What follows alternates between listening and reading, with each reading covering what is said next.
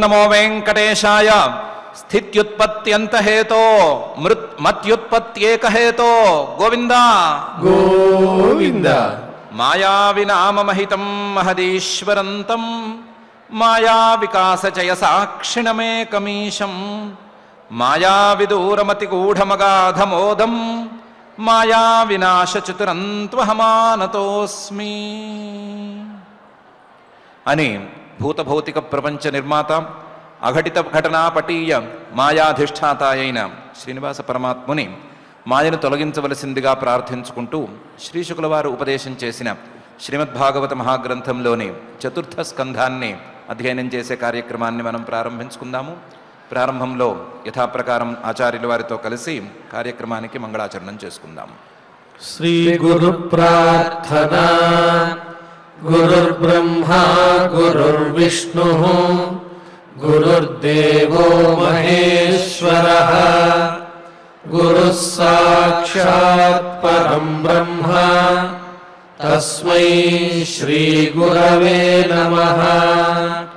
శ్రీనివాస ప్రార్థనా.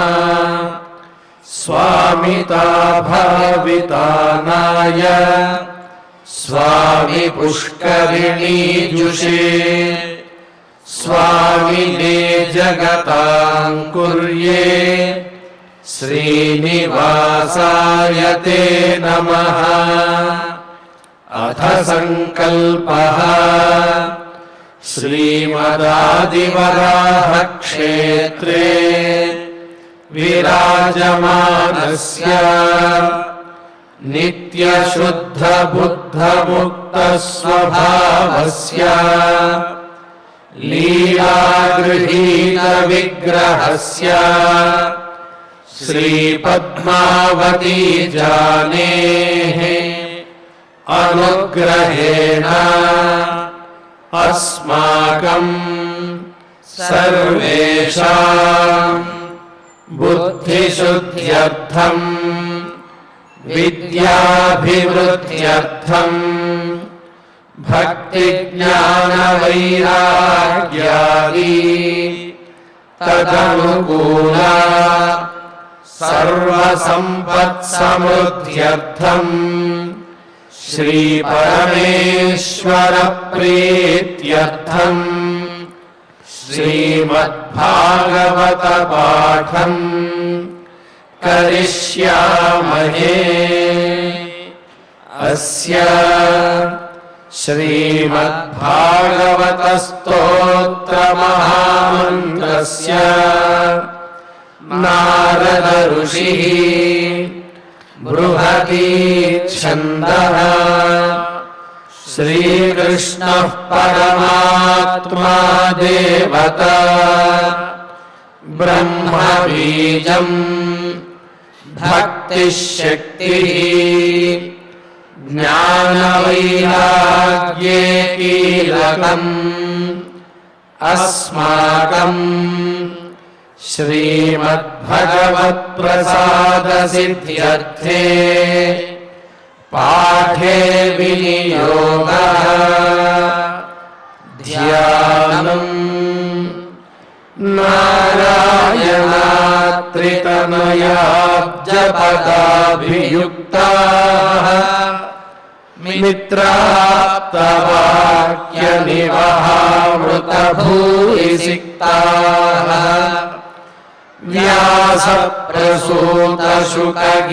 వ్యాసప్రసూతశుకగీతరవేషు సక్తాః నాగేషు భేచరత భాగవతేతి రక్తాః. శ్రీ గురుభ్యో నమః. తృతీయ స్కంధంలో విదుర మైత్రేయ సంవాదం నడుస్తూ వచ్చింది.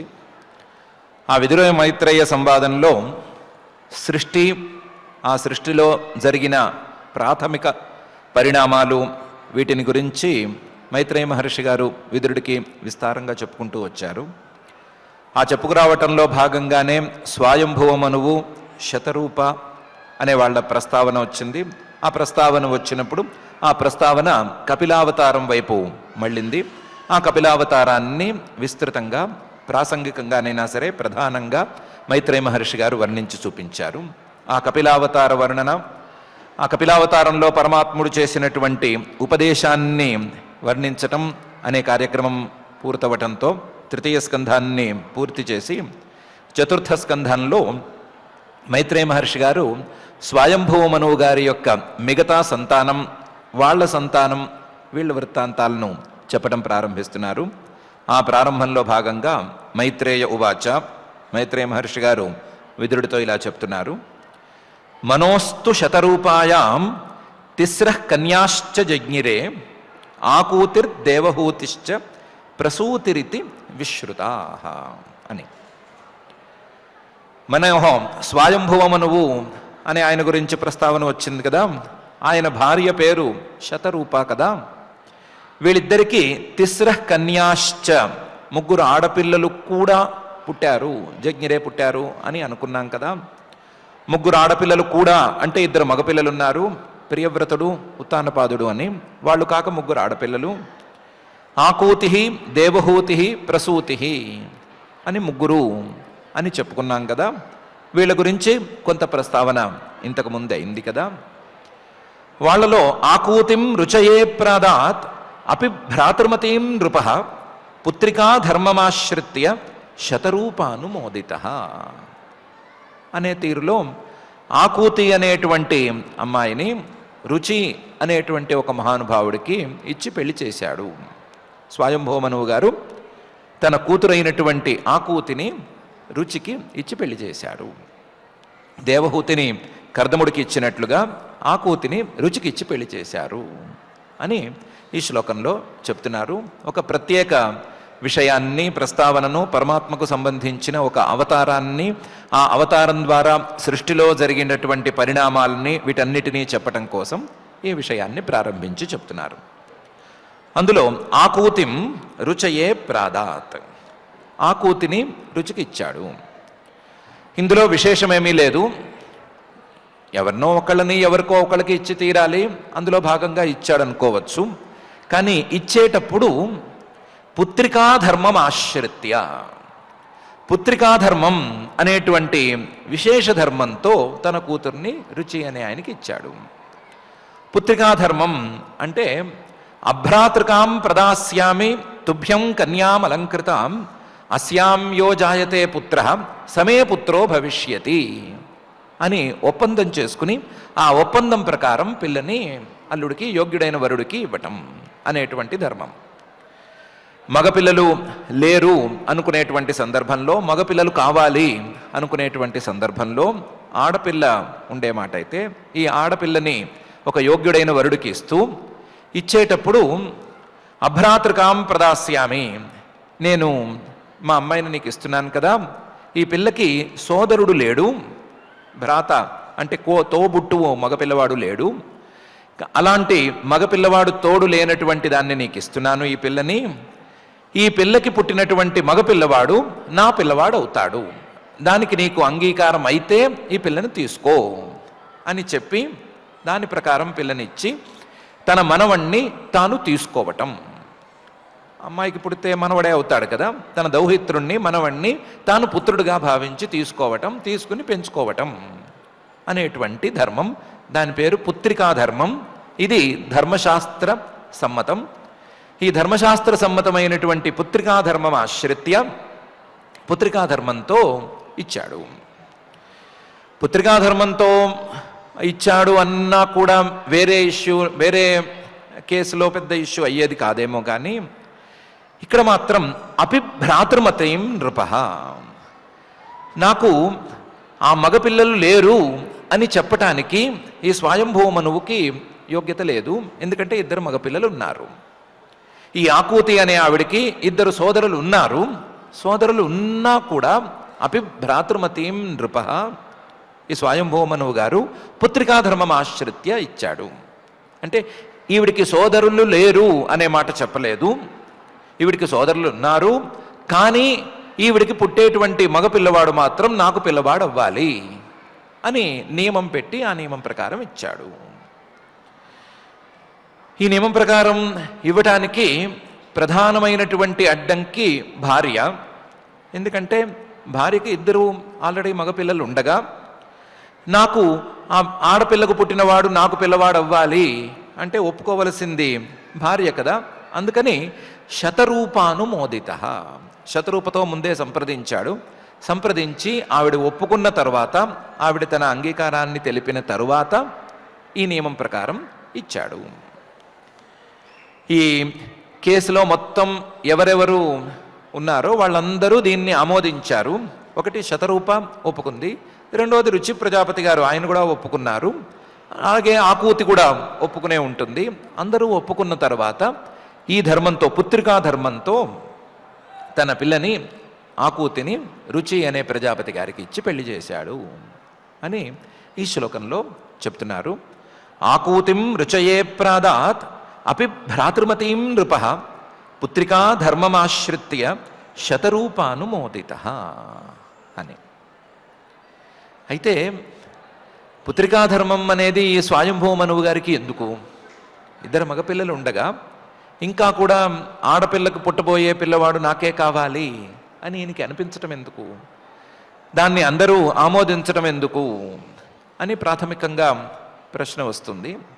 దానికి ఒక చిన్న అతి స్వల్పమైన సమాధానం చెప్పుకోవచ్చు. ఈయనకి మనువు గారికి ఇంకా కూడా సంతానం కావాలి అనే కోరిక ఉంది. ఆ కోరిక ఆడపిల్ల ద్వారా తీరుతుంది అనే ఉద్దేశ్యంతో, ఇంకొక పిల్లవాడైనా తనకు అందుతాడు అనే ఉద్దేశ్యంతో ఈ పని చేశాడు అని అనుకోవచ్చు. 5 పిల్లలు చాలలేదు, ఇంకా పిల్లలు కావాలి అని అనుకున్నాడు. ఆ పిల్లల్ని తన పిల్ల ఆకూతి ద్వారా పొందదలుచుకున్నాడు. అందుకని ఇలా ఇచ్చాడు అని చెప్పుకోవచ్చు.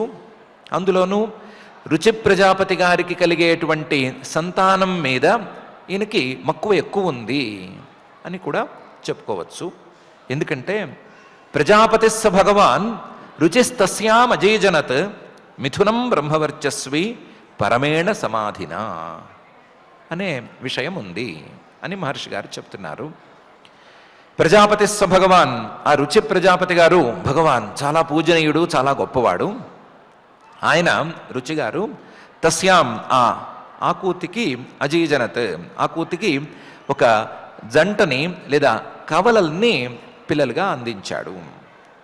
రుచి ప్రజాపతి గారు ఆకూతి వీళ్ళిద్దరికీ ఒక కవలలు పుట్టారు. మిథునం బ్రహ్మవర్చస్వి, సహజంగానే ఆయన విద్యా తపస్సుల ద్వారా అందుకోవలసినటువంటి బ్రహ్మవర్చస్సును అందుకునున్నవాడు, బ్రహ్మవర్చస్వి.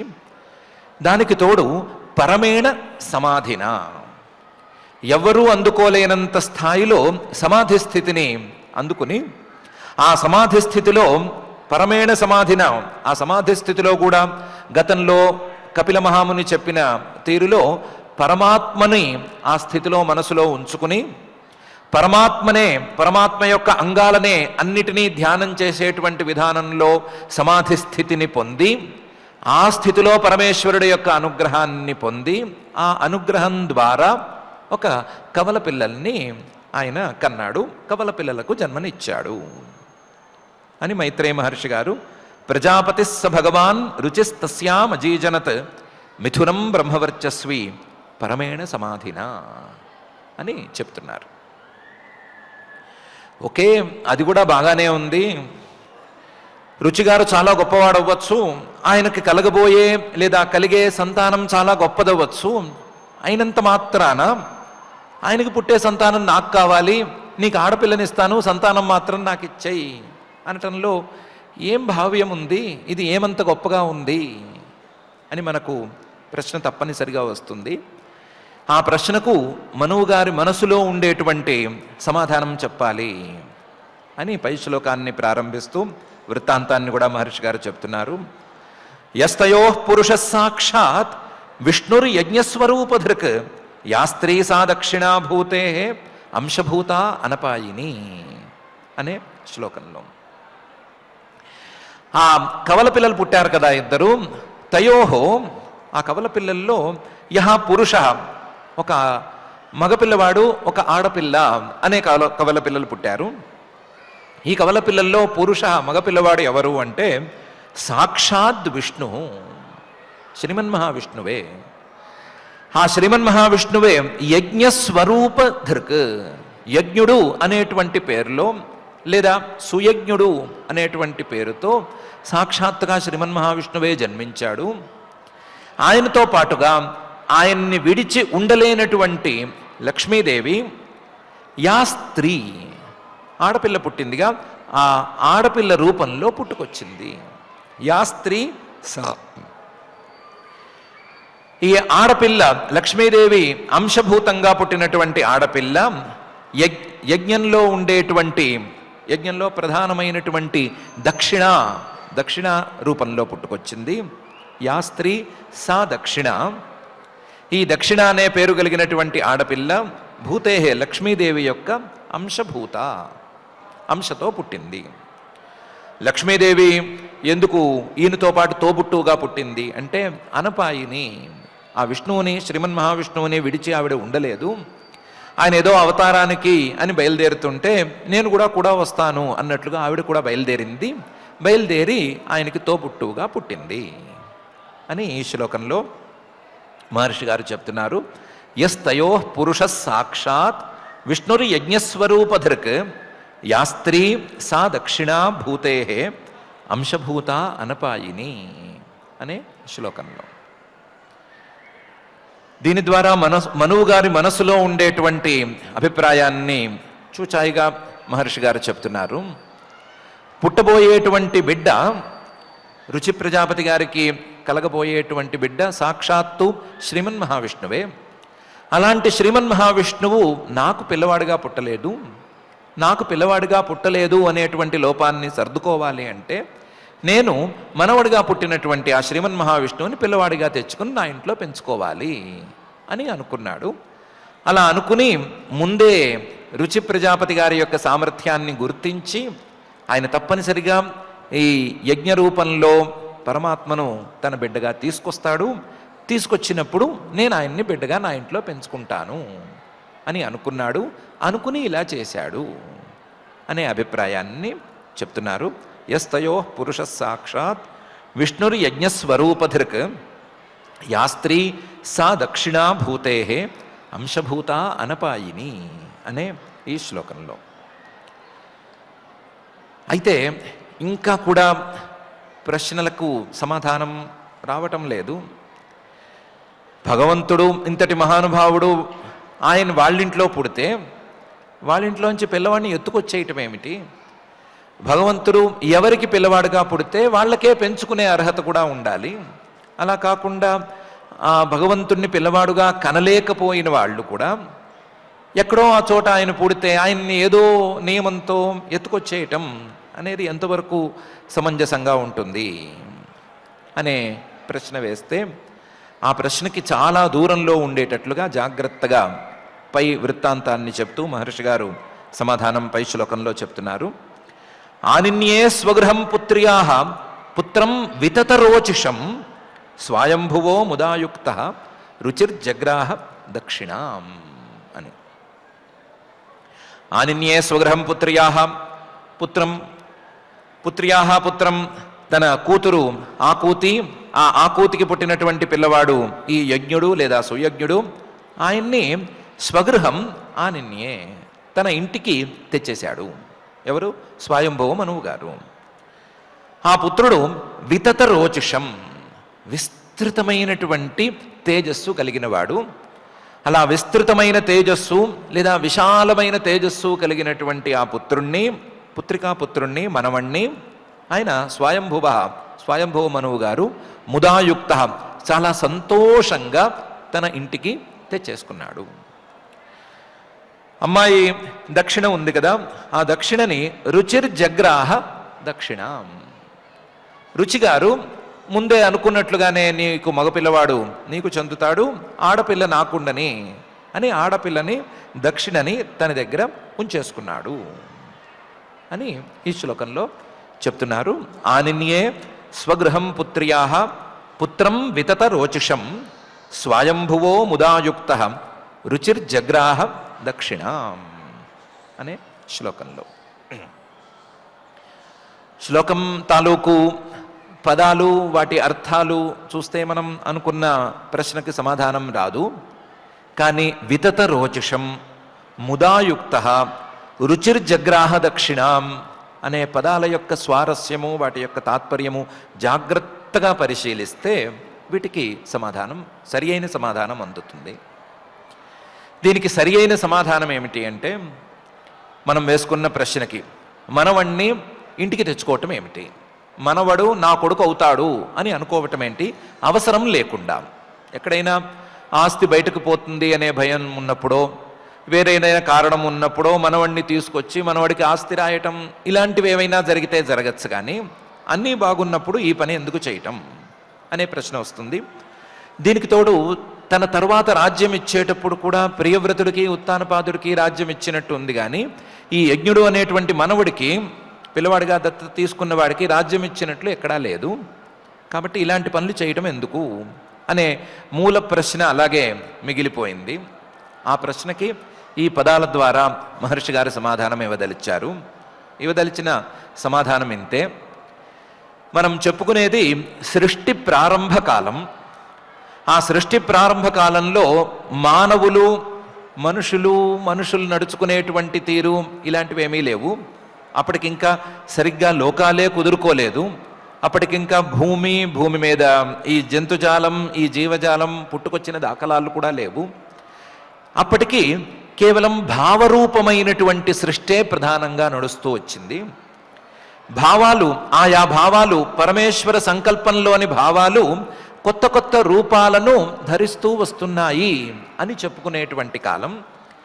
ఆ భావాలు క్రమక్రమంగా పరిణామాలు చెందుతూ ఉండగా ఆ భావాలు సిద్ధమైన తరువాత మానవులు పశుపక్ష్యాదులు ఇవన్నీ గనక సృష్టికి నోచుకుంటే తమకంటే ముందు ఉండేటువంటి కొన్ని భావాలని ఈ మానవులు పశుపక్ష్యాదులు ఇవన్నీ అందుకునేందుకు అవకాశం ఉంటుంది అనే తీరులో సృష్టి నడుస్తున్నటువంటి కాలం. ఆ విధానం ప్రకారం చూసుకున్నట్లయితే మనువు అనేటువంటి ఆయన్ని కాళ్ళు చేతులు నెత్తి మీద కిరీటం ఉండేటువంటి రాజుగారిలాగా చూసుకోకూడదు. మనువు అనేటువంటి ఆయన్ని మనస్సులో మెదిలేటువంటి సంకల్పాలకు ప్రతీకగా తీసుకోవాలి. మనుహు అంటే మనుతే ఇది మనుహు అంటే ఆలోచిస్తాడు లేదా సంకల్పం చేస్తాడు లేదా సంకల్పం అనే తీరులో దాన్ని తీసుకోవాలి. కాబట్టి మనుహు అనేటువంటి పదానికి సంకల్పం అని అర్థం. ఆ సంకల్పం ఏదైనా ఒక పని చేయాలి అనేటువంటి సంకల్పం లేదా ఇది మంచిది కాదు అనేటువంటి జ్ఞాన రూపంలో ఉండేటువంటి ఈ సంకల్పం మనుహు అని అనుకుంటే, ఆ మనువు గారి యొక్క భార్య శతరూప అనే పేరులో ఉండేటువంటి ఇచ్ఛాశక్తి అని తీసుకోవాలి. సంకల్పం ఒకటే ఉంటుంది, బాగుంది బాగాలేదు అనేటువంటి నిర్ణయం ఒకటిగానే ఉంటుంది. కానీ దాని ద్వారా వచ్చేటువంటి ఇచ్ఛలు కోరికలు శతరూప వందల రకాలుగా ఉంటాయి, వందల రూపాలలో ఉంటాయి. విషయం ఒకటే ఉంటుంది, నిర్ణయం ఒకటే ఉంటుంది, కానీ కోరికలు మాత్రం వందలు వేలు ఈ రూపాల్లో పెరిగిపోతూ ఉంటాయి. కాబట్టి శతరూప అనేటువంటి పదానికి ఒక కాళ్ళు చేతులు ఉండేటువంటి స్త్రీ అని అర్థం కాకుండా ఇచ్ఛాశక్తి అనే అర్థాన్ని తీసుకోవాలి.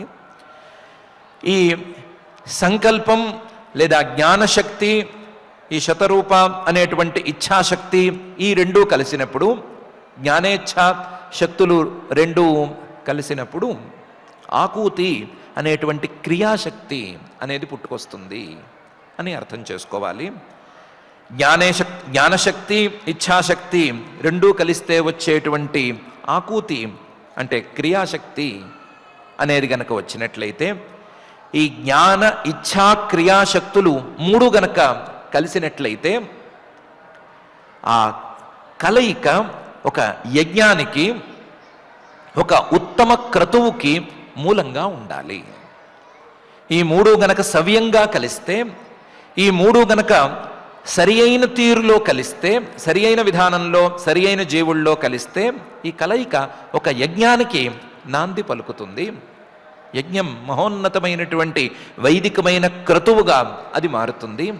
ఆ వైదికమైనటువంటి క్రతువులో ప్రధాన భాగంగా తన మీద ఉండేటువంటి అభిమానాన్ని పోగొట్టుకోవటానికి వీలుగా అమర్చినటువంటి దక్షిణ అనేది ఉంటుంది.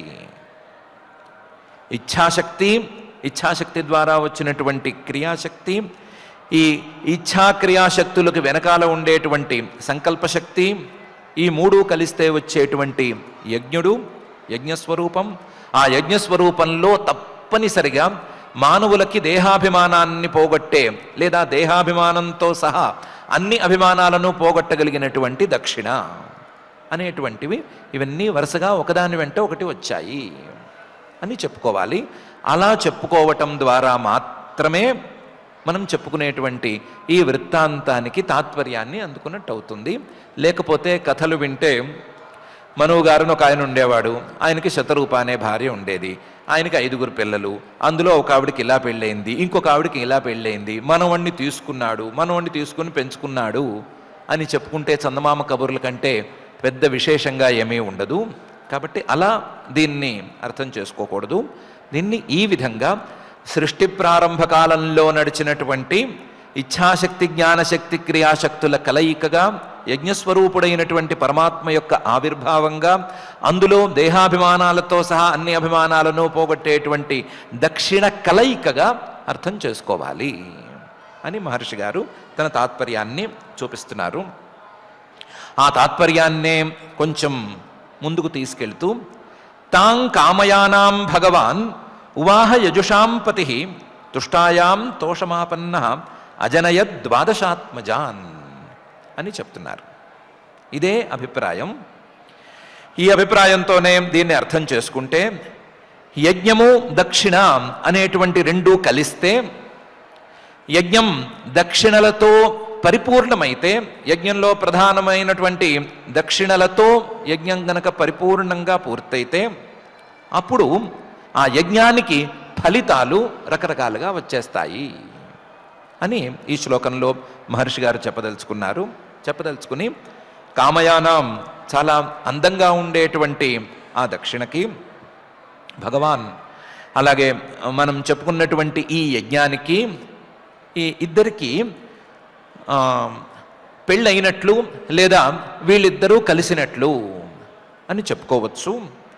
తాం కామయానాం భగవాన్ ఉవాహ యజుషాం పతి, వేదవేద్యుడైనటువంటి వేద ప్రతిపాద్యమైనటువంటి ఆ యజ్ఞం దక్షిణతో కలిసినప్పుడు, తుష్టాయాం ఆ దక్షిణ కూడా పరిపూర్ణంగా అమరినప్పుడు, ఏ యజ్ఞంలో ఎంత దక్షిణ ఇవ్వాలో వేదంలో చెప్పినట్లుగా పరిపూర్ణంగా దక్షిణ అమరినప్పుడు తోషమాపన్న అజనయద్ ద్వాదశాత్మజాన్, ఆ యజ్ఞస్వరూపుడైనటువంటి పరమాత్మ సంతోషిస్తాడు. సంతోషించి రకరకాల ఫలితాలను ఇస్తాడు. ఆ ఫలితాలను పిల్లలు అనేటువంటి తీరులో చెప్పుకోవచ్చు. అజనయత్ ద్వాదశాత్మజాన్, అందులో 12 మంది పిల్లలు, 12 రకాల ఫలితాలు ఉన్నాయి అని చెప్పుకోవచ్చు. ప్రస్తుతానికైతే మన వృత్తాంతం ప్రకారం 12 మంది దేవతలు ఈ యజ్ఞానికి, యజ్ఞస్వరూపుడైనటువంటి పరమాత్మకు పిల్లలుగా అవతరించారు అని చెప్పుకోవచ్చు అని చెప్తున్నారు. వాళ్ళు తోష, ప్రతోష, సంతోష, భద్ర, శాంతి, ఇడస్పతి, ఇద్మ, కవి, విభు, స్వన్న, సుదేవ, రోచనో, ద్విషట్ అనే తీరులో 12 మంది ఉన్నారు అని చెప్తున్నారు. ఈ 12 మంది దేవతలు, తుషితులు అనేటువంటి దేవతలు, వాళ్ళ పేర్లు ఓసారి లెక్కేసుకుంటే తోష, ప్రతోష, సంతోష, భద్ర, శాంతి, ఇడస్పతి, ఇద్మ, కవి, విభు, స్వన్న, సుదేవ, రోచన అని పేర్లు. ఈ 12 పేర్లు, ఈ 12 పేర్లతో 12 మంది దేవతలు ఉన్నారు. ఈ దేవతలే కాకుండా వింటేనే మనకు అర్థమైపోయేటువంటి యజ్ఞ ఫలితాలు కూడా ఇందులో ఉన్నాయి. తోష సామాన్యమైనటువంటి తుష్టి, ప్రతోష ప్రకృష్టమైనటువంటి తుష్టి, సంతోష మనం వాడుకలో ఉంచుకున్నటువంటి సంతోష, కేవలం వినికిడి ద్వారా వచ్చేటువంటి ఆనందం, నీకేదో ఫలానా ఫలితం కలగబోతోంది అని విన్నంత మాత్రాన కలిగేటువంటి ఆనందం. అదే ఆనందం ఆ వస్తువు అందినప్పుడు వచ్చేటువంటి ఆనందం, పెరిగినటువంటి ఆనందం, ఆ వస్తువు అనుభవంలోకి వచ్చినప్పుడు మనకు యోగ్యంగా అనుకూలంగా ఉన్నప్పుడు కలిగేటువంటి సంతోషం అనేటువంటి మోద, ప్రమోద, ఆనంద లాగా విడివిడిగా విభాగాలతో ఉండేటువంటి తోష, ప్రతోష, సంతోష, ఈ మూడు.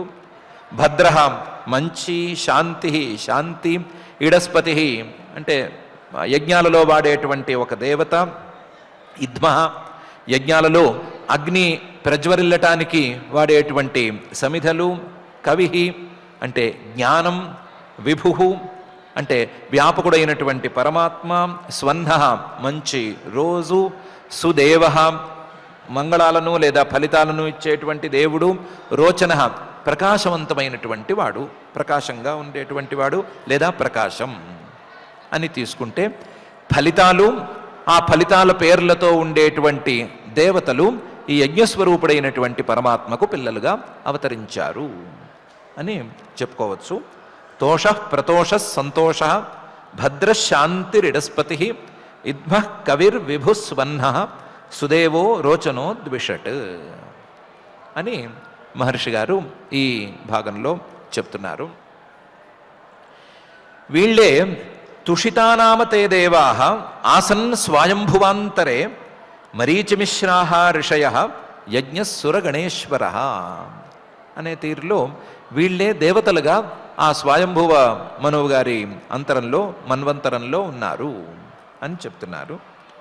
తుషితాహ అని ఈ 12 మందికి కలిపి పేరు.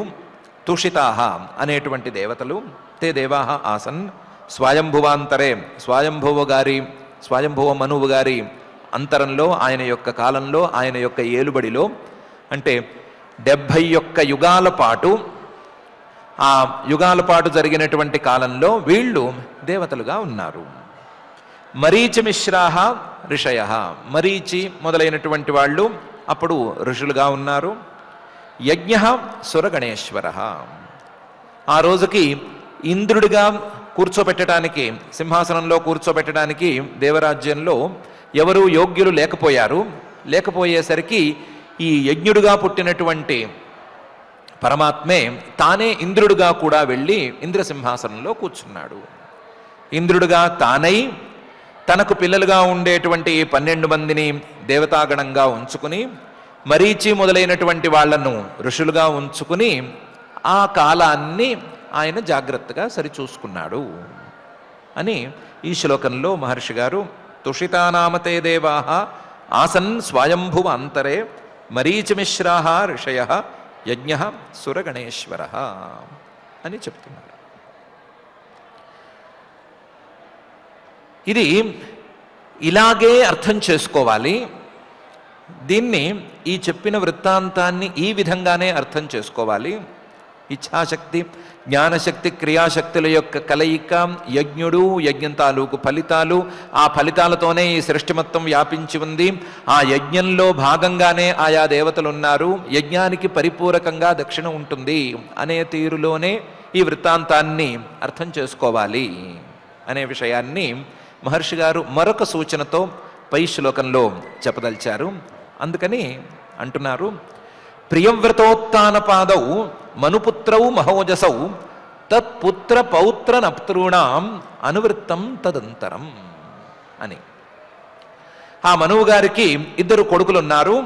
ప్రియవ్రత, ఉత్తానపాద అని 2. ప్రియవ్రతోత్తానపాదౌ మనుపుత్రౌ, మనువు గారి పిల్లలు 2 వీళ్ళు మగపిల్లలు. మహౌజసౌ చాలా బలం కలిగిన వాళ్ళు. ఈ ప్రియవ్రతోత్తానపాదులు మనువు గారి పిల్లలైతే వాళ్ళకి మళ్ళీ పిల్లలు పుట్టారు. 2కి చెరొక పిల్లవాడు ఉన్నారు. తత్పుత్ర పౌత్ర నప్తృణాం, 2కి పిల్లలు, ఆ పిల్లలకి మళ్ళీ పిల్లలు, మళ్ళీ వాళ్ళకి పిల్లలు, వాళ్ళ సంతానం అనే తీరులో పిల్లలు, మనవలు, మునిమనవలు అనే తీరులో పుత్ర పౌత్ర నప్తృణాం అనువృత్తం తదంతరం. స్వయంభవ మన్వంతరం మొత్తం నిండిపోయింది. స్వయంభవ మన్వంతరంలో స్వయంభవ మనువు గారి యొక్క పిల్లలు వీళ్ళిద్దరైతే, వీళ్ళిద్దరి పిల్లలు, వాళ్ళ పిల్లలు అనే తీరులో వాళ్ళ సంతానంతోనే మొత్తం అంతా నడిచింది అని ఈ శ్లోకంలో చెప్తున్నారు. ప్రియవ్రతోత్న పాదౌ మనుపుత్రౌ మహోజసౌ తత్పుత్ర పౌత్ర నప్తॄణాం అనువృత్తం తదంతరం అని. ఇందులో జాగ్రత్తగా గమనిస్తే మహర్షి గారు చెప్పదలుచుకున్న అభిప్రాయం తెలిసిపోతోంది. ఒకవేళ గనక మనువు గారు తన కూతురు కొడుకైనటువంటి యజ్ఞుణ్ణి అనే పిల్లవాణ్ణి దత్తత తీసుకున్న మాట అయితే, ఆయన్ని తీసేసుకున్న మాట అయితే, ఆయనకి 3 పిల్లలు ఉండాలి, 3 మగపిల్లలు ఉండాలి. అలా 3 మగపిల్లలు అని చెప్పకుండా ప్రియవ్రతోత్న పాదౌ మనుపుత్రౌ అని 2 పిల్లలు అని చెప్పటం ద్వారా ఆయనకున్నది 2 పిల్లలు. ఆ 2 పిల్లల ద్వారానే సృష్టి మొత్తం ముందుకెళ్ళింది. ఆ ముందుకు వెళ్ళటం అనే భాగంలో, సృష్టి మానవ రూపంలో ముందుకు వెళ్ళటం అనే భాగంలో ఈ యజ్ఞుడికి వాళ్ళకి సంబంధం లేదు అని చెప్పటమైంది. యజ్ఞుడు ఆయన యొక్క అవతారం, దాని యొక్క తీరు వేరే తీరులో అర్థం చేసుకోవాలి. ప్రియవ్రతుడు ఉత్తానపాదుడు వీళ్ళ పిల్లలు అనే దాన్ని వేరే తీరులో అర్థం చేసుకోవాలి అని చెప్పినట్టయింది. దాని ప్రకారమే ఈ వృత్తాంతాన్ని అర్థం చేసుకోవాలి అని చెప్పడానికి ప్రత్యేకించి ఈ శ్లోకాన్ని మహర్షి గారు వాడుతున్నారు. వాడుతూ దేవహూతి మదాద్దాత కర్దమాయ ఆత్మజాం మను తత్సంబంధి శ్రుతప్రాయం భవతా గదతో మమ అని పై శ్లోకంలో ఆ స్వయంభూమనువు గారికి దేవహూతి అని ఇంకో పిల్ల ఉంది కదా, ఆ పిల్లని దేవహూతిం అదాత్ తాత కర్దమాయ, తన పిల్లనైనటువంటి తన ఆత్మజాం పిల్లనైనటువంటి దేవహూతిని కర్దమాయ కర్దముడికి ఇచ్చేశాడు. అదాత్ మను స్వయంభూమనువు గారు అనే విషయం మనకు తెలిసిందే. తత్సంబంధి శ్రుతప్రాయం భవతా గదతో మమ, ఆ దేవహూతి గారిని ఇవ్వటానికి ముందు జరిగిన వృత్తాంతాలు, ఇచ్చిన తరువాత జరిగినటువంటి వ్యవహారాలు, దేవహూతి గారు పరమాత్మలో కలిసిపోవటంతో సహా అన్నీ విన్నట్లే. దేవహూతి తత్సంబంధి శ్రుతప్రాయం, దాదాపుగా విన్నట్లే. ఎందుకంటే దేవహూతి గురించి విన్నారు, కర్దమ ప్రజాపతి గారి గురించి విన్నారు, కపిలుడి గురించి విన్నారు. కానీ ఆ కర్దమ ప్రజాపతి గారికి దేవహూతికి పుట్టినటువంటి 9 మంది ఆడపిల్లలు, ఆ ఆడపిల్లల భర్తలు, వాళ్ళ సంతానం ద్వారా సృష్టి పెరిగిన తీరు, దీని గురించి వినలేదు. కాబట్టి దేవహూతి గురించి, కర్దముడి గురించి, కపిలుడి గురించి విన్నారు. కాబట్టి శృతప్రాయం, దాదాపుగా విన్నట్లే. భవతా గదతో మమ, ఇంకా వినాల్సింది ఉంది, దేవహూతి గురించి సుమారుగా విన్నట్లే అని ఈ శ్లోకంలో చెప్తున్నారు. కానీ వరుసలో ఇంకొక అమ్మాయి ఉంది కదా, ప్రసూతి అని. ఆ ప్రసూతిని దక్షాయ బ్రహ్మపుత్రాయ ప్రసూతిం భగవాన్ మను ప్రాయచ్ఛద్యత్కృత సర్గ త్రిలోక్యాం వితతో మహాన్ అని చెప్తున్నారు. 3వ అమ్మాయి ప్రసూతి అనుకుంటే ఆ ప్రసూతిని దక్ష ప్రజాపతి గారికి ఇచ్చి పెళ్లి చేశారు. దక్షాయ బ్రహ్మపుత్రాయ, బ్రహ్మ మానసపుత్రుడైనటువంటి దక్ష ప్రజాపతి గారికి, ప్రసూతిం తన ఆడపిల్ల అయినటువంటి ప్రసూతిని భగవాన్ మను, పూజనీయుడైనటువంటి ఆ స్వయంభూ మనువు గారు ప్రాయచ్ఛత్ ఇచ్చి పెళ్లి చేశాడు. వాళ్ళ సంతానం యత్కృత సర్గ త్రిలోక్యాం వితతో మహాన్, వాళ్ళిద్దరి సంతానం అబ్బో ముల్లోకాలలోనూ నిండిపోయింది. వాళ్ళ సంతానం గురించిన ప్రస్తావన తర్వాత ఎలాగో చెప్తాము, అప్పుడు ఆ విషయం తెలుస్తుంది. వాళ్ళ సంతానం మొత్తం నిండిపోయింది ముల్లోకాల్లోనూ అని ఈ శ్లోకంలో దక్షాయ బ్రహ్మపుత్రాయ ప్రసూతిం భగవాన్ మను ప్రాయచ్ఛద్యత్కృత సర్గ త్రిలోక్యాం వితతో మహాన్ అని మహర్షి గారు చెప్తున్నారు. ఇప్పుడు దేవహూతికి సంబంధించిన వ్యవహారం దాదాపుగా విన్నారు, కానీ ఆవిడ యొక్క ఆడపిల్లల గురించి వినలేదు అన్నారు కదా. దాన్ని పై శ్లోకంలో చెప్తున్నారు. యాః కర్దమ సుతాః ప్రోక్తాః నవ బ్రహ్మర్షి పత్నయః తాసాం ప్రసూతి ప్రసవం ప్రోచ్యమానం నిబోధమే అని ప్రారంభించి చెప్తున్నారు. యాః కర్దమ సుతాః, కర్దమ ప్రజాపతి గారు తన యోగశక్తితో 9 రూపాలని తాను ధరించి 9 రూపాలను దేవహూతికి ఇచ్చి సద్యోగర్భ విధానంలో 9 మంది ఆడపిల్లల్ని కన్నారని చెప్పాం కదా. కర్దమసుతాః ప్రోక్తాః, వాళ్ళు 9 మంది ఉన్నారు. ఆ 9 మందిని కూడా బ్రహ్మర్షులకే ఇచ్చి పెళ్లి చేశారు. బ్రహ్మర్షి స్థాయి కంటే ఒక్క ఇంచు కూడా తగ్గిన వాళ్ళకి ఇవ్వలేదు. నవ బ్రహ్మర్షి పత్నయ అని చెప్పాం కదా. ఆ బ్రహ్మర్షి పత్నులైనటువంటి వాళ్ళందరికీ సంతానం కలిగింది. తాసాం ప్రసూతి ప్రసవం, వాళ్ళ సంతానము, ఆ సంతానం కలిగిన తీరు, వీటన్నిటినీ నేను చెప్తాను. ప్రోచ్యమానం నేను చెప్తూ ఉండగా నిబోధమే, జాగ్రత్తగా విను, చాలా గొప్ప వృత్తాంతం అది అని మహర్షి గారు అంటున్నారు. అందులో కళ అనేటువంటి అమ్మాయిని మరీచి గారికి ఇచ్చి పెళ్లి చేశారు. పత్ని మరీచేస్తు కళ సుషువే కర్దమాత్మజ కశ్యపం పూర్ణిమానం చ యయోరాపూరితం జగత్ అని ఆవిడ గురించి చెప్తాను. పత్ని మరీచేస్తు కళ, మరీచి అనేటువంటి ప్రజాపతి గారికి కళ అనేటువంటి కర్దమాత్మజ, కర్దమ ప్రజాపతి గారు కూతురు, భార్య. ఆవిడ కశ్యపం పూర్ణిమానంచ సుషువే, ఇద్దరు మగపిల్లలకి జన్మనిచ్చింది. ఒక ఆయన పేరు కశ్యప. ఈయన గురించి చెప్పుకోవడానికి గ్రంథం చాలదు, అందుకని ఒక స్కంధమే అట్టి పెట్టారు. 6వ స్కంధంలో ఈయన గురించి వస్తుంది, ఆయన గురించి ఇప్పుడు అడగద్దు. పూర్ణిమ అని ఇంకొక ఆయన, పూర్ణిమ అంటే తెలుగులో వాడే పూర్ణిమ కాదు, పూర్ణిమ పూర్ణస్య భావ పూర్ణిమ అనే అర్థంలో ఉండేటువంటిది. ఆ పూర్ణిమ అని ఇంకొక మగ పిల్లవాడు. యయోరాపూరితం జగత్, ఈ కశ్యపుడు పూర్ణిమ అనేటువంటి మహానుభావుడు, వీళ్ళ సంతానంతో మళ్ళీ జగత్తు నిండిపోయింది. ఎలా అంటే పూర్ణిమాసూత విరజం విశ్వగంచ పరంతప దేవకుల్యాం హరే పాద శౌచాద్యాభూత్ సరిద్దివ. కశ్యపుడి గురించి ఇప్పుడు చెప్పుకోవద్దు అనుకున్నాం కదా, 6వ స్కంధంలో చెప్పుకుందాం అనుకున్నాం కదా. పూర్ణిమ అనేటువంటి మహానుభావుడు విరజం విశ్వగంచ పరం తప, విరజుడు విశ్వగుడు అనేటువంటి పేర్లతో ఇద్దరు అబ్బాయిల్ని కన్నాడు. పేర్లోనే విరజ లేదా విరజాహ అంటే ఏ రకమైన మాలిన్యము లేనివాడు అనేటువంటి వాడు ఆయన ఒకడు. విశ్వగ మొత్తం విశ్వమంతా వ్యాపించి ఉన్నవాడు అని ఇంకొక ఆయన. వీళ్ళిద్దరూ మగపిల్లలుగా ఆయనకు పుట్టారు. జాగ్రత్తగా చూస్తే ఏదో పరమాత్మ తాలూకు విశేషాలుగా కనిపిస్తున్నాయి. దీనికి తోడు దేవకుల్య అనే పేరుతో ఒక అమ్మాయిని కూడా కన్నాడు. ఈ దేవకుల్య అనేటువంటి ఆవిడ ఇప్పుడో సృష్టి ప్రారంభంలో ఈ పూర్ణిమ అనేటువంటి మహానుభావుడికి పుట్టినటువంటి కూతురు దేవకుల్యాం.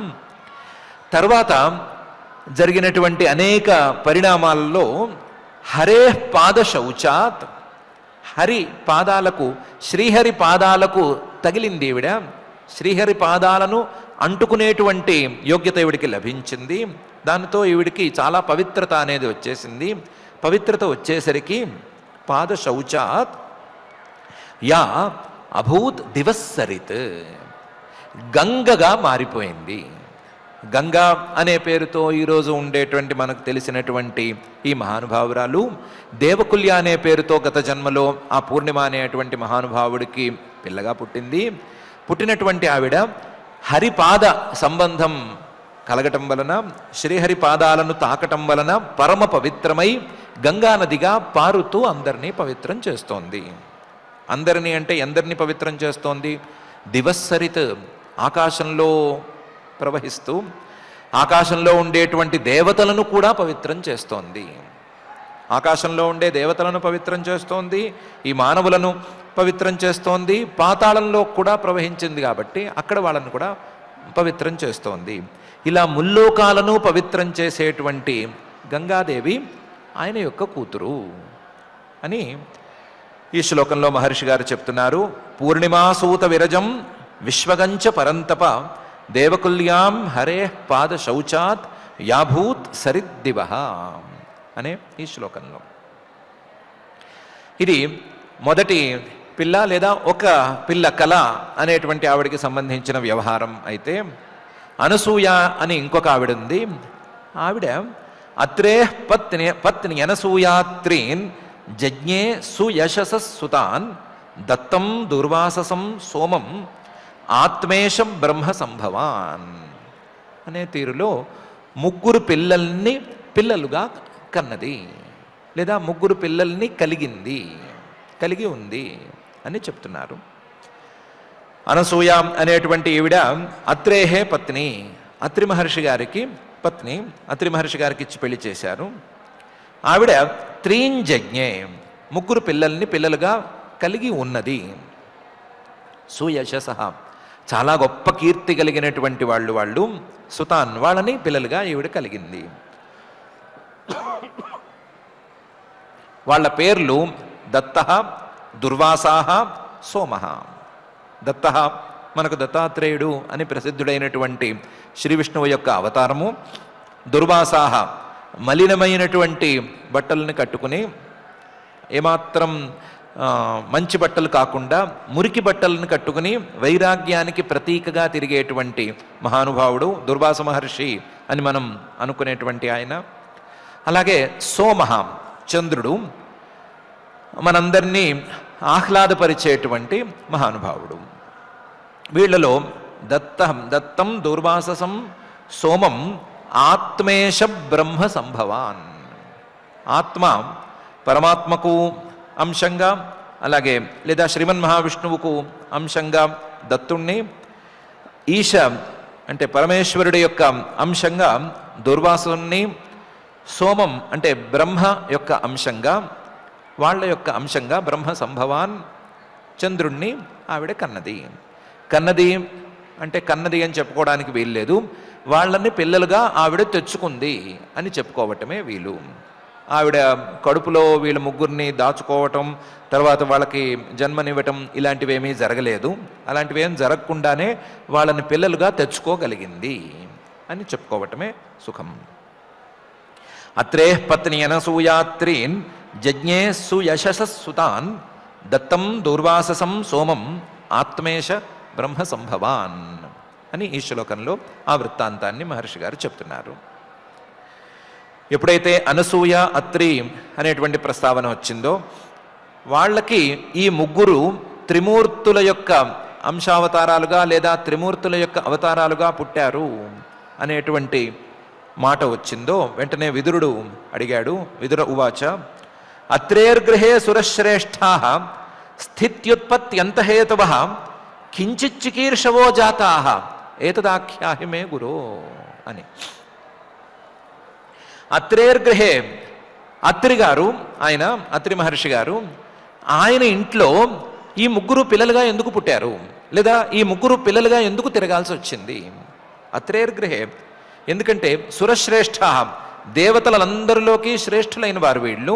సురశ్రేష్ఠ, శ్రేష్ఠ అనే మాట చిన్న మాట. స్థిత్యుత్పత్త్యంతహేతవ, ఈ విశ్వం మొత్తం సరిగ్గా ఉండాలి అంటే ఈ విశ్వ పాలన చూసుకునేటువంటి రూపం ఒకటి, అసలు ఈ విశ్వం పుట్టాలి అంటే దానికి కారణమైన రూపం మరొకటి, ఈ విశ్వం మొత్తాన్ని సంహరించేయాలి, ఉపసంహరించేసేయాలి అంటే దానికి కావలసిన రూపం ఇంకొకటి. స్థితి, ఉత్పత్తి, అంతం అనే వాటికి హేతులుగా ఉండేటువంటి రూపాలవి. ఆ రూపాలు కించిచ్చికీర్షవో జాతా, ఏం చేయాలనుకుని ఆయన ఇంట్లో పిల్లలుగా పుట్టాయి.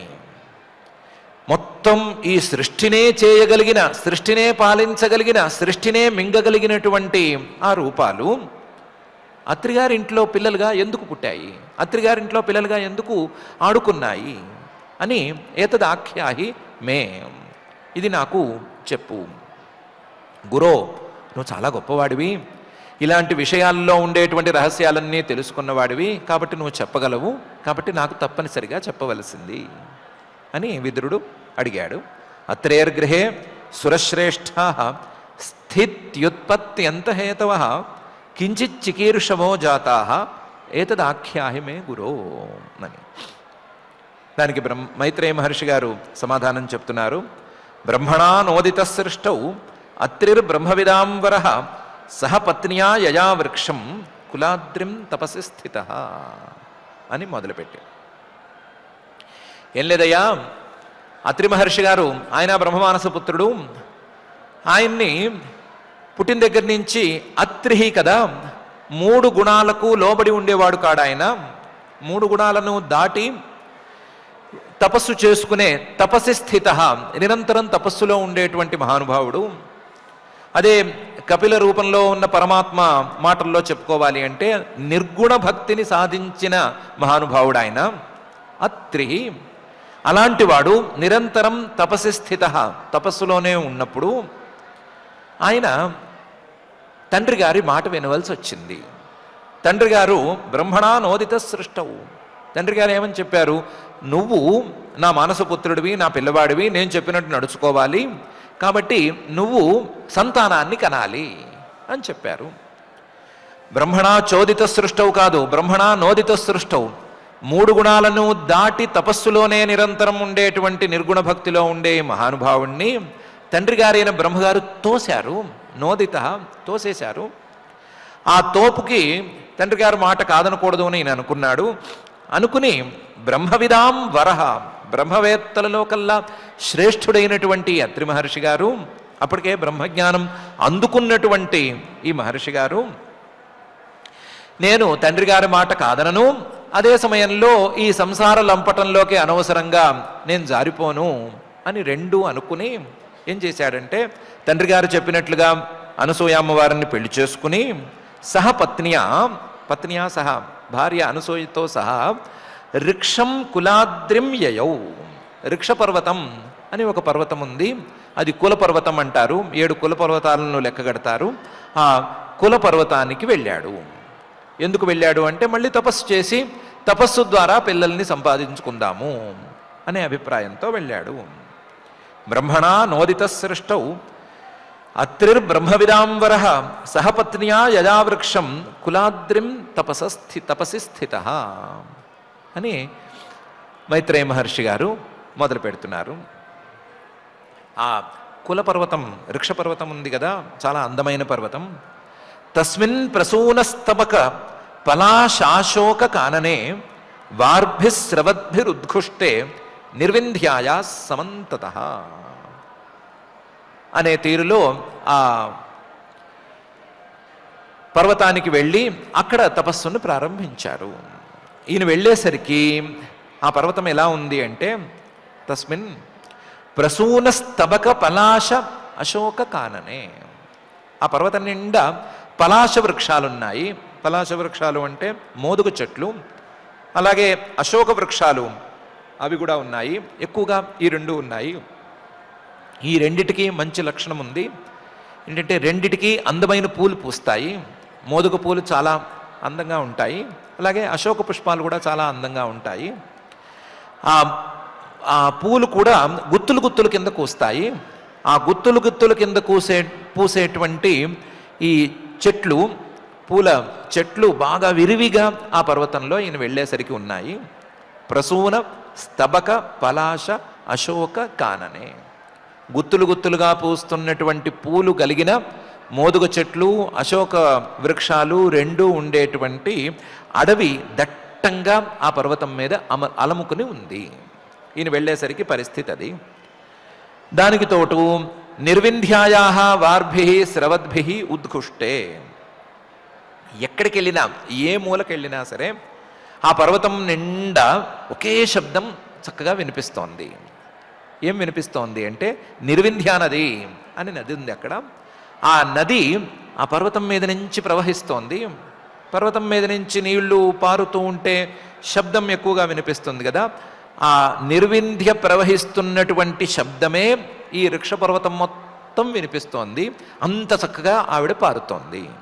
ఈయన వెళ్ళేసరికి పరిస్థితి అది.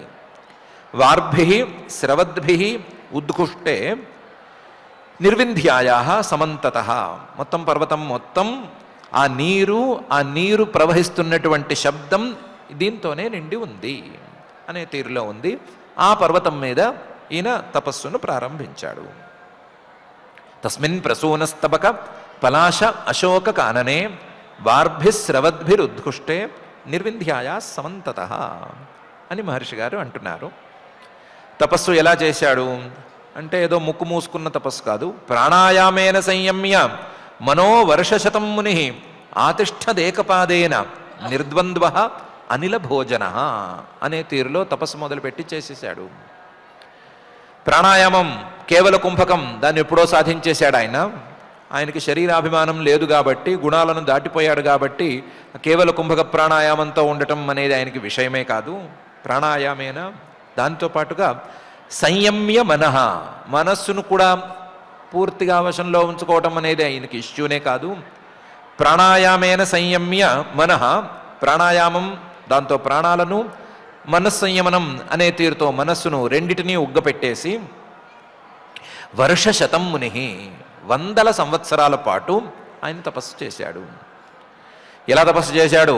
ఆతిష్ఠదేకపాదేన, ఒకే కాలు మీద నుంచునున్నాడు, రెండవ కాలుని ఈ కాలికి చుట్టి అట్టి పెట్టేశాడు. ఒకే కాలు మీద నిలబడ్డాడు, ఏకపాదాసనం వేశాడు. ఆ ఏకపాదాసనంలో నిలబడి ఆతిష్ఠదేకపాదేన, ఇంకా వేరే చోట జాగ్రత్తగా చూస్తే 2 చేతుల్ని పైకెత్తాడు. పైకెత్తి తన తలకాయని కూడా పైకెత్తి తన దృష్టిని ఆ 2 చేతుల మీద ఉండేటట్టు చేశాడు అని కూడా ఉంది. దాని ప్రకారం ఒక కాలు మీద నుంచుని ఏకపాదాసనంతో తపస్సు చేయటం మొదలుపెట్టి 100 ఏళ్ల పాటు నిలిపేశాడు. అందులో నిర్ద్వంద్వ, తపస్సు చేసేటప్పుడు మాత్రం రెండవ పదార్థాన్ని ఆలోచించలేదు. నిర్ద్వంద్వ, ఏ రెండవ పదార్థాన్ని ఆలోచించలేదు. అదే సమయంలో శీతోష్ణాలు ఇలాంటి ద్వంద్వాలను అస్సలు రానివ్వలేదు, దగ్గరికి రానివ్వలేదు. కనీసం తినటానికి తిండి అనే దాన్ని కూడా పెట్టుకోలేదు. అనిల భోజన, వాయువునే భోంచేస్తున్నాడా అన్నట్లుగా, వాయువునే తినేశాడు తాగేశాడు అన్నట్లుగా ఆయన ఆహారం కూడా లేకుండా తపస్సు చేయటం మొదలుపెట్టాడు. ఆ మొదలుపెట్టిన తపస్సు 100 ఏళ్ల పాటు, 100 ఏళ్ల పాటు సాగించాడు. ప్రాణాయామేన సంయమ్య మనో వర్షశతం ముని ఆతిష్ఠదేకపాదేన నిర్ద్వంద్వ అనిల భోజన అని మహర్షి గారు అంటున్నారు. మనసులో ఒకే ఒక భావాన్ని ఉంచుకున్నాడు. శరణం తం ప్రపద్గేహం య ఏవ జగదీశ్వర ప్రజాం ఆత్మసమాం మహ్యం ప్రయచ్చత్వితి చింతయన్. తండ్రి గారు సంతానం కావాలి అన్నాడు. ఓకే, శరణం తం ప్రపద్గే, దానికోసం ఆ పరమాత్మనే నేను శరణు వేడుతున్నాను. ఎలాంటి పరమాత్మను శరణు వేడుతున్నాను? య ఏవ జగదీశ్వర, ఈ జగత్తు మొత్తానికి ఈశ్వరుడైనటువంటి ఆయన్నే నేను శరణు వేడుతున్నాను. ఏమని శరణు వేడుతున్నాను అంటే ప్రజాం ఆత్మసమాం మహ్యం ప్రయచ్చతు, తనతో సమానమైనటువంటి సంతానాన్ని నాకు ఇవ్వాలి. ప్రజాం ఆత్మసమాం ప్రయచ్చతు, ఆత్మసమాం ప్రయచ్చతు అంటే తనతో సమానమైన సంతానాన్ని ఇవ్వాలి. అంటే తనకు జన్మ లేదు కదా, కాబట్టి జన్మ లేని సంతానాన్ని నాకు ఇవ్వాలి, జన్మతో సంబంధం లేని సంతానాన్ని నాకు ఇవ్వాలి, తన పరమాత్మ లక్షణాలతో అలలారేటువంటి సంతానాన్ని నాకు ఇవ్వాలి. ఇది చింతయన్ అని ఆలోచిస్తూ, లేదా ఆ చింతనతో మొదలుపెట్టి ఆయన ఈ తపస్సు సుదీర్ఘకాలం పాటు చేశాడు. శరణం తం ప్రపద్గేహం య ఏవ జగదీశ్వర ప్రజాం ఆత్మసమాం మహ్యం ప్రయచ్చత్వితి చింతయన్ అనే తీరులో ఆయన తపస్సు చేశాడు. ఆయన తపస్సు చేస్తుంటే ఆయన తపస్సు అనేటువంటి వేడికి మొత్తం కాలిపోవటం మొదలుపెట్టింది. ఎంతవరకు కాలింది అంటే ఆయన చుట్టూ ఉండేటువంటి ఈ రిక్ష పర్వతం మొత్తం కాలిపోవటం అనేది జరిగిపోయింది. ఆ నిర్వింధ్యా నది ఎప్పుడో ఎండిపోయింది. ఓ శబ్దం చేస్తూ పారుతున్నటువంటి నిర్వింధ్యా నది అసలు ఊసే లేదు అన్నట్టు పరిస్థితికి వచ్చేసింది. అలాంటి పరిస్థితుల్లో తప్యమానం త్రిభువనం ప్రాణాయామైధసాగ్నిన నిర్గతేన మనుర్మూర్ధన సమీక్ష్య ప్రభవస్త్రయ అనే తీరులో ఆయన తపస్సు చేసేటువంటి వేడి మొత్తం ముల్లోకాలకు చేరగా, ముల్లోకాలలోనూ వేడి అనేది పుట్టగా తప్యమానం త్రిభువనం, ఆ వేడికి ప్రాణాయామైధసాగ్నిన, మహర్షి గారు చేస్తున్నటువంటి ప్రాణాయామంతో, ఆ ప్రాణాయామంతో అగ్ని అనేది బాగా ప్రజ్వరిల్లి ఆ అగ్నితో వేడి పుట్టి ఆ వేడి మొత్తం ముల్లోకాలని దహిస్తూ ఉండగా, మహర్షి గారు చేసేటువంటి ఈ ప్రాణాయామాలనే కట్టెలుగా చేసుకున్నదా అన్నట్లుగా ఒక అగ్ని పుట్టి ఆ అగ్ని ముల్లోకాలని దహించేస్తున్న పరిస్థితుల్లో, అంటే కైలాసంలో మొత్తం మంచు కరిగిపోగా పాల సముద్రంలోనేమో మొత్తం పాలన్నీ కుతకుత ఉడికిపోగా, బ్రహ్మగారి పద్మం పూర్తిగా వాడిపోగా, అలాంటి స్థాయిలో వేడి అనేది పుట్టేసరికి తప్యమానం త్రిభువనం ప్రాణాయామైధసాగ్నిన నిర్గతేన మునేర్మూర్ధన. ఆ మహర్షి గారి తలకాయి అంటే శిరోభాగం నుంచి, ఆయన బ్రహ్మరంధ్రం నుంచి ఈ వేడి బయలుదేరితే సమీక్ష్య ప్రభవస్త్రయ, ఈ ముగ్గురు ప్రభువులు, సృష్టి స్థిత్యంతకారులు ఉన్నారు కదా, ఆ ముగ్గురు ప్రభువులు దాన్ని ఒకసారి చూశారు. చూసి మనం వెళితే కానీ ఇది ఆగదు, మనం వెళ్ళకపోతే ఈయన ప్రాణాయామాగ్నికి మొత్తం ముల్లోకాలు దహించుకుపోతాయి, ఇప్పుడు వేడి తగిలింది, కేవలం మంచు కరిగింది, ఇక మీద రాళ్ళు కూడా కరిగిపోతాయి, పాలు ఉడికి చక్కగా మేగడ కట్టింది, తర్వాత ఆవిరి కూడా అయిపోతాయి, పాలకోవా కంటే ఎక్కువ పరిస్థితి వచ్చేస్తుంది అని ఆలోచించి నిర్గతేన మునేర్మూర్ధన సమీక్ష్య ప్రభవస్త్రయ అప్సరో మునిగంధర్వ సిద్ధ విద్యాధరోధనగై వితాయమాన యశస తదాశ్రమ పదం యయు. వెంటనే ముగ్గురు కూడా కూడగట్టుకుని మునిగారు తపస్సు చేసేటువంటి ప్రాంతానికి వచ్చేశారు. వాళ్ళు వచ్చారు అంటే వాళ్ళతో పాటు చాలా చాలా బాధలు పడుతున్నటువంటి అప్సరసలు వచ్చారు. ఈ ముల్లోకాలకే వేడి తాకింది అంటే మిగతా లోకాల గురించి చెప్పాలా? అప్సరసలు వెంట వచ్చారు, మునులు వచ్చారు, గంధర్వులు వచ్చారు, సిద్ధులు వచ్చారు, విద్యాధరులు వచ్చారు, ఉరగై పాములు, వీళ్ళందరూ వచ్చారు. మొత్తం సృష్టిలో ఉండేటువంటి జీవజాలం మొత్తం వచ్చేసింది. వచ్చిన వాళ్ళు మాత్రం వితాయమాన యశస, ఈ త్రిమూర్తుల్ని చక్కగా పొగుడుతున్నారు.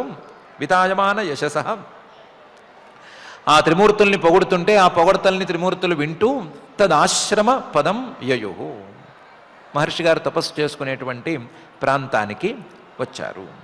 అప్సరో ముని గంధర్వ సిద్ధ విద్యాధరోరగై వితాయమాన యశస తదాశ్రమ పదం యయు అని మహర్షి గారు చెప్తున్నారు. 100 ఏళ్ల పాటు అత్రి మహర్షి గారి తపస్సు సాగేసరికి ఆ వేడికి ముగ్గురు మూర్తులు దిగొచ్చారు అని. తత్ ప్రాదుర్భావ సంయోగ విద్యోతిత మనాముని ఉత్తిష్టన్నేకపాదేన దదర్శ విబుధర్షభాన్ అని వాళ్ళు దిగి వచ్చేసరికి అత్రి మహర్షి గారు వాళ్ళని చూశారు అని చెప్తున్నారు పై శ్లోకంలో. ఈయన అత్రి మహర్షి గారు జగదీశ్వర ఏవ జగదీశ్వర, ఈ మొత్తం సృష్టి మొత్తానికి ఈశ్వరుడైనటువంటి నిర్గుణుడైన పరమాత్మ నా కోరిక తీర్చాలి అని తపస్సు చేస్తున్నాడు. ఆయన తపస్సు 3 గుణాలను దాటి ఉండేటువంటి రూపానికి సంబంధించిన తపస్సు. వచ్చిన వాళ్ళు 3 గుణాలతో ఉండేటువంటి వేరువేరు రూపాలను ధరించినటువంటి వాళ్ళు, లేదా 3 గుణాలతో విడివిడిగా కనిపించేటువంటి ఆ పరమాత్మ యొక్క రూపాలు. ఈయన తపస్సు చేసిందేమో నిర్గుణమైనటువంటి రూపాన్ని గురించి, వచ్చిందేమో సగుణమైనటువంటి రూపాలు. ఆ సగుణమైన రూపాలు దిగి వస్తూనే తత్ ప్రాదుర్భావ సంయోగేన, వాళ్ళు దిగి వచ్చారు అనే సంగతి ఈయనకి మనస్సుకి తెలిసింది. ఎలా తెలిసింది అంటే మనసులో ఒక వెలుగు వెలిగినట్లయింది. విద్యోతిత మనాహ, మనసులో ఒక వెలుగు వెలిగినట్లయింది. ఏదో మార్పు వచ్చింది, నువ్వు తపస్సు చాలించాల్సిన సమయం వచ్చింది అన్నట్లుగా ఒక మెసేజ్ లాంటిది వచ్చింది. దాంతో విద్యోతిత మనాహ ముని ఒకసారి ఉత్తిష్టత్. ఎలా ఉత్తిష్టత్? తన సమాధి స్థితి నుంచి, కేవలం నిర్గుణుడైన పరమాత్మనే మనసులో ఉంచుకున్నటువంటి సమాధి స్థితి నుంచి ఒక్కసారి బయటకు వచ్చాడు. సమాధి స్థితి నుంచి బయటకు వచ్చేటప్పుడు ఏకపాదైన, ఒకే పాదంతోనే ఉన్నాడు. పాదంతో ఉండి కళ్ళు తెరిచాడు. కళ్ళు తెరిచేసరికి విబుధ ఋషభాన్ దదర్శ, 3 గుణాల ముమ్మూర్తులను ఒక్కసారి చూశాడు. వాళ్ళతో పాటు వచ్చినటువంటి దేవతలని, వాళ్ళందరినీ కూడా చూశాడు. దేవతలలోకి ముఖ్యులైనటువంటి విబుధ ఋషభాన్, దేవతాముఖ్యులైనటువంటి బ్రహ్మ విష్ణు మహేశ్వరులను కూడా చూశాడు. తత్ ప్రాదుర్భావ సంయోగ విద్యోతిత మనాముని ఉత్తిష్టన్నేకపాదేన దదర్శ విబుధ ఋషభాన్ అని మహర్షి గారు ఈ శ్లోకంలో చెప్తున్నారు. తర్వాత ఏం జరిగింది? తర్వాత ఈయన ఎలా వాళ్ళని గౌరవించాడు, తర్వాత ఏం మాట్లాడుకున్నారు, తర్వాత అవతారాలు ఎలా జరిగినాయి, ఇలాంటి విషయాలన్నీ పైన ఎలాగూ రాబోతున్నాయి. మనం చాలా గట్టిగా పట్టుకోవలసిన, చాలా గహనంగా అర్థం చేసుకోవలసినటువంటి విషయాలు మాత్రం కొన్ని ఈరోజు మనం చర్చించుకున్నటువంటి అంశాల్లో ఉన్నాయి. వాటిల్లో మనకుండేటువంటి సంకల్ప శక్తి ఇచ్ఛాశక్తిగా మారుతున్నప్పుడు, లేదా ఇచ్ఛాశక్తికి ప్రోద్బలం చేస్తున్నప్పుడు, ఆ ఇచ్ఛాశక్తి క్రియాశక్తిని ఉపోద్బలితం చేస్తున్నప్పుడు, మన జ్ఞానశక్తి, ఇచ్ఛాశక్తి, క్రియాశక్తి ఈ మూడు పనిచేస్తున్నప్పుడు, ఈ మూడు కలిసినప్పుడు అది ఏ రూపాన్ని సంతరించుకుంటోంది? మనం ఏదో అనుకుంటున్నాము, అనుకున్న తర్వాత ఏదో కోరుకుంటున్నాము, కోరుకున్న తర్వాత ఏదో చేస్తున్నాము. ఆ చేయటం అనేది ఎలా మారుతోంది? అది యజ్ఞరూపంలా మారుతోందా? యజ్ఞరూపంలో ఉండేటువంటి పరమాత్మను అందుకునే తీరులో మారుతోందా? యజ్ఞరూపంలో ఉండేటువంటి పరమాత్మను అందుకునేందుకు వీలుగా ఉండేటువంటి దేహాభిమానాన్ని వదులుకునేందుకు వీలుగా మారుతోందా?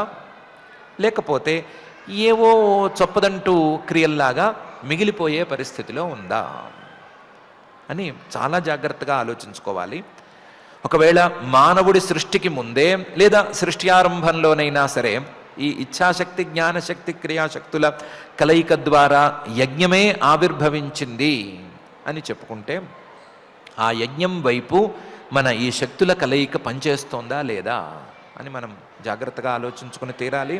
ఒకవేళ పని చేయకపోతే వెంటనే ఈ శక్తులను నియంత్రించుకుని, శక్తులను బాగు చేసుకుని, మనలో ఉండే ఆలోచనల్ని, కోరికలని, అలాగే మన క్రియలని, వీటన్నిటినీ వెంటనే బాగు చేసుకుని దాన్ని ఆ యజ్ఞస్వరూపుడైనటువంటి పరమాత్మను అందుకునేందుకు వెంటనే మార్చుకోవలసినటువంటి సమయం ఆసన్నమైంది. ఆ మెసేజ్ని మనం చాలా జాగ్రత్తగా అందుకోవలసిన సమయం ఆసన్నమైంది. దానితో పాటు ఆ యజ్ఞస్వరూపుడైనటువంటి పరమాత్మ సంతోషిస్తే కలిగేటువంటి ఫలితాలను అందుకుంటూనే ఆ పరమాత్మను అందుకునేందుకు ప్రయత్నం చేసుకోవలసిన సమయం ఆసన్నమైంది. దానికి అత్రి మహర్షి గారిలాగా గుణాతీత స్థితిలో ఉండేటువంటి భక్తిని అందుకోవటానికి, ఆ అత్రిహి అనేటువంటి స్థాయిని అందుకోవటానికి మనం ఎంత ప్రయత్నం చేస్తున్నాము, మన ప్రయత్నం ఎంత దూరంలో ఉంది అని తెలుసుకోవాల్సిన సమయం కూడా ఆసన్నమైంది. కాబట్టి ఈ అంశాల మీద జాగ్రత్తగా దృష్టి పెట్టుకుని మనం మన శక్తులని సరి అయిన రీతిలో మలచుకుని, మార్చుకుని ఆ పరమాత్మ వైపు, నిర్గుణుడైనటువంటి పరమాత్ముడి వైపు మళ్ళించేందుకు ఒక కొత్త సంకల్పాన్ని పూనుకుందాము. మన శక్తుల్ని అలా వాడాలి అనేటువంటి ఆలోచనను చేద్దాము. మన ఆలోచనలన్నిటినీ నియంత్రించవలసిందిగా, సరి అయిన మార్గంలో నడిపించవలసిందిగా ఆ భూత భౌతిక ప్రపంచ నిర్మాత, అఘటిత ఘటనాపటు, మాయా అధిష్టాత అయినటువంటి శ్రీనివాస పరమాత్ముని భక్తిగా ప్రార్థించుకుందాం. ఆ ప్రార్థనతో ఈ రోజుకి పారాయణ కార్యక్రమాన్ని ప్రారంభించుకుందాం. ఓం నమో వెంకటేశాయ. ఏ విభుడు జగదధీశ్వరుడు ఆ విభూషణం బుసుత్తున్ అతడాత్మ సమంబై వెలసిన సంతతిని దయావరమతినిచుగాక అని తలచునెడన్ అని అత్రి మహర్షి యొక్క అద్భుతమైనటువంటి ఆ తపశ్శక్తి వైభవాన్ని ఆచార్యముఖంగా శ్రీమద్భాగవతంలో మనం ఈనాడు అధ్యయన కార్యక్రమంలో విన్నాం. ఆ అంశాలన్నిటినీ కూడా శ్రద్ధగా మనం తలుచుకుంటూ అర్థాన్ని అనుసంధానం చేసుకుంటూ చతుర్థ స్కంధంలో ప్రథమ అధ్యాయంలో ఉన్నటువంటి శ్లోకాలను ఇప్పుడు పారాయణ చేసుకుందాం. అథ శ్రీమద్భాగవతే పారమహంస్యాం సంహితాయాం చతుర్థ స్కంధే ప్రథమోధ్యాయః మైత్రేయ ఉవాచ మనోస్తు శతరూపాయాం नमोऽस्तु शतरूपाय तिस्रः कन्याश्च जज्ञिरे तिस्रः कन्याश्च जज्ञिरे आकूतिर्देवहूतिश्च आकूतिर्देवहूतिश्च प्रसूतिरिति विश्रुताः प्रसूतिरिति विश्रुताः आकूतिं रुचये प्रादात् आकूतिं रुचये प्रादात् अपि भ्रातृमतीं नृपः अभिभ्रातृमतीं नृपः पुत्रिका धर्ममाश्रित्य पुत्रिका धर्ममाश्रित्य शतरूपानुमोदितः शतरूपानुमोदितः प्रजापतिः स भगवान् प्रजापतिः स भगवान् रुचिस्तस्यामजीजनत् रुचिस्तस्यामजीजनत् मिथुनं ब्रह्मवर्चस्वी मिथुनं ब्रह्मवर्चस्वी परमेण समाधिना परमेण समाधिना यस्तयोः पुरुषः साक्षात् यस्तयोः पुरुषः साक्षात् विष्णुर्यज्ञस्वरूपधृक् विष्णुर्यज्ञस्वरूपधृक् या स्त्री सा दक्षिणाभूतेः या स्त्री सा दक्षिणाभूतेः अंशभूतानपायिनी अंशभूतानपायिनी आनिन्ये स्वगृहं पुत्र्याः आनिन्ये स्वगृहं पुत्र्याः पुत्रं विततरोचिषम् पुत्रं विततरोचिषम् स्वायम्भुवो मुदा युक्तो स्वायम्भुवो मुदा युक्तो रुचिर्जग्राह दक्षिणाम् रुचिर्जग्राह दक्षिणाम् तां कामयानां भगवान् तां कामयानां भगवान् उवाह यजुषां पतिः उवाह यजुषां पतिः तुष्टायां तोषमापन्नः तुष्टायां तोषमापन्नः अजनयद्वादशात्मजान् अजनयद्वादशात्मजान् तोषः प्रतोषः सन्तोषो तोषः प्रतोषः सन्तोषो भद्रशान्तिरिडस्पतिः भद्रशान्तिरिडस्पतिः यद्भः कविर्विभुस्वह्नः यद्भः कविर्विभुस्वह्नः सुदेवो रोचनोद्विषट् सुदेवो रोचनोद्विषट् तुषिता नाम ते देवाः तुषिता नाम ते देवाः आसन् स्वायम्भुवान्तरे आसन् स्वायम्भुवान्तरे मरीचिमिश्रा ऋषयो मरीचिमिश्रा ऋषयो यज्ञः सुरगणेश्वरः यज्ञः सुरगणेश्वरः प्रियव्रतोत्तानपादौ प्रियव्रतोत्तानपादो मनुपुत्रौ महोजसौ मनुपुत्रौ महौजसौ तत्पुत्रपौत्ररप्तॄणाम् तत्पुत्रपौत्रनप्तॄणाम् अनुवृत्तं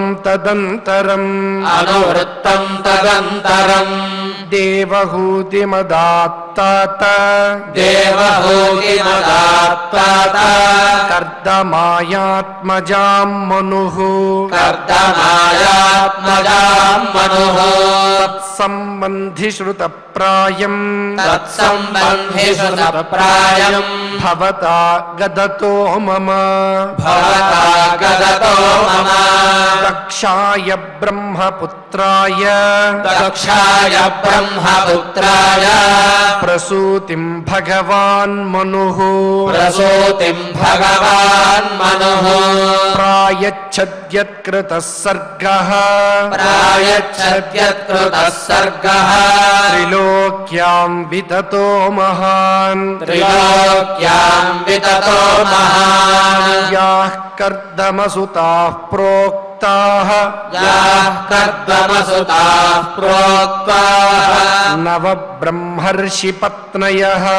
नवब्रह्मर्षिपत्नयः तासां प्रसूतिप्रसवम् तासां प्रसूतिप्रसवम् प्रोच्यमानं निबोध मे प्रोच्यमानं निबोध मे पत्नी मरीचेस्तु कला पत्नी मरीचेस्तु कला सुषुवे कर्दमात्मजा सुषुवे कर्दमात्मजा कश्यपं पूर्णिमानं च कश्यपं पूर्णिमानं च ययोरापूरितं जगत् ययोरापूरितं जगत् पूर्णिमासूतविरजम्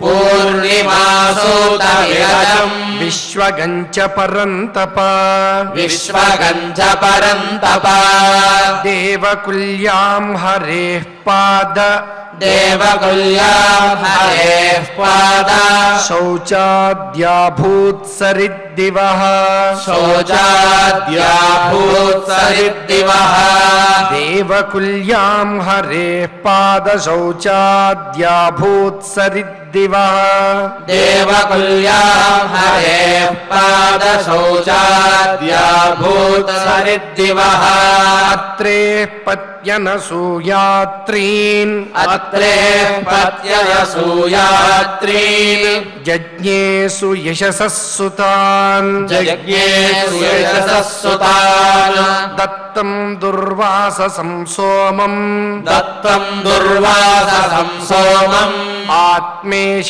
ब्रह्म संभवान् आत्मेश ब्रह्म संभवान् विदुर उवाच विदुर उवाच अत्रेर्गृहे सुरश्रेष्ठाः अत्रे गृहे सुरश्रेष्ठाः स्थित्युत्पत्यन्त हेतवः स्थित्युत्पत्यन्त हेतवः किञ्चिच्चिकीर्षवो जाताः किञ्चित् चिकीर्षवो जाताः एतदाख्याहि मे गुरो एतदाख्याहि मे गुरो मैत्रेय उवाच मैत्रेय उवाच ब्रह्मणा नोदितः सृष्टौ ब्रह्मणा नोदितः सृष्टौ अत्रिर्ब्रह्मविदाम्बरः अत्रिर्ब्रह्मविदाम्बरः सह पत्न्यायया वृक्षम् सह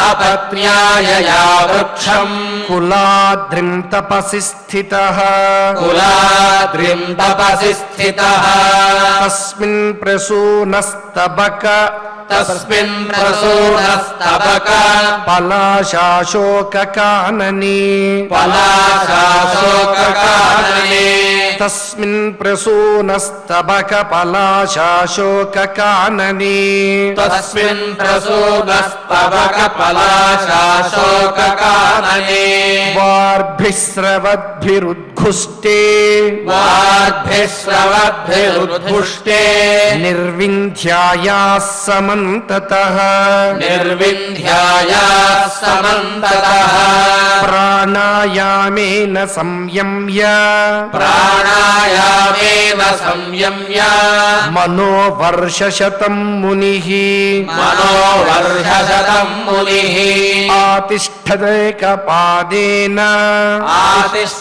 आतिष्ठदेकपादेन निर्द्वन्द्वो निलभोजनः निर्द्वन्द्वो निलभोजनः शरणं तं प्रपद्येऽहम् शरणं तं प्रपद्येऽहम् य एव जगदीश्वरः य एव जगदीश्वरः प्रजामात्मसमां मह्यम् प्रजामात्मसमां मह्यम् प्रयच्छत्विति चिन्तयन् प्रयच्छत्विति चिन्तयन् तप्यमानं त्रिभुवनम् तप्यमानं त्रिभुवनम् प्राणायामैधसाग्निना